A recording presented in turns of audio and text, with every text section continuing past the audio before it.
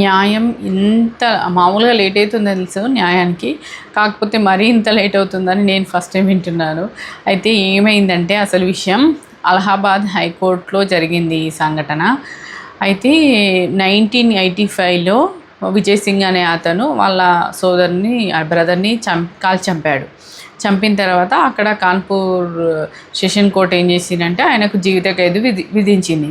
విధించిన తర్వాత ఆయన ఏం చేశాడు, అలహాబాద్ హైకోర్టులో మళ్ళీ అప్పీల్ చేసుకున్నాడు అనమాట.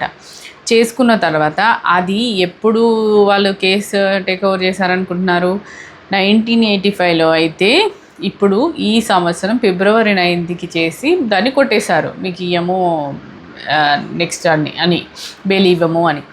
ఆ తర్వాత ఆయన మళ్ళీ సుప్రీంకోర్టులో అప్పీల్ చేసుకున్నాడు. చేసుకున్న తర్వాత సుప్రీంకోర్టు వాళ్ళు షాక్ అయిపోయారు. అక్కడ ఉన్న ధర్మాసనం ఎవరంటే justice Prashant Kumar Mishra and justice AS Chandrakar అనే ఆ ధర్మాసనం వాళ్ళు షాక్ అయిపోయారు. ఏంటి ఇంత లేట్ అసలు న్యాయానికి అంటే ఇప్పుడు ఎన్ని ఇయర్స్, దాదాపు 40 దాటిపోయింది.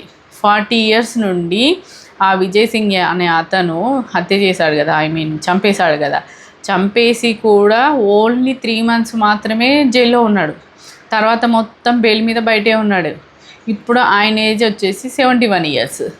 71 yearsకి ఇంకేం చేస్తాడు, ఇంకా ఏం లేదని చెప్పేసి సుప్రీంకోర్టు వాళ్ళు వీళ్ళని హెచ్చరించేసి తొందర కేసులు పెండింగ్లో పెట్టకుండా ఫాస్ట్గా కావడానికి ఏదో ఒక మార్గాన్ని చూడండి, ఇలా అయితే కష్టం అని చెప్పేసి వాళ్ళకి హెచ్చరించి ఈయనకు ఇంకా బెయిల్ కంటిన్యూ చేసేద్దామని చెప్పారనమాట.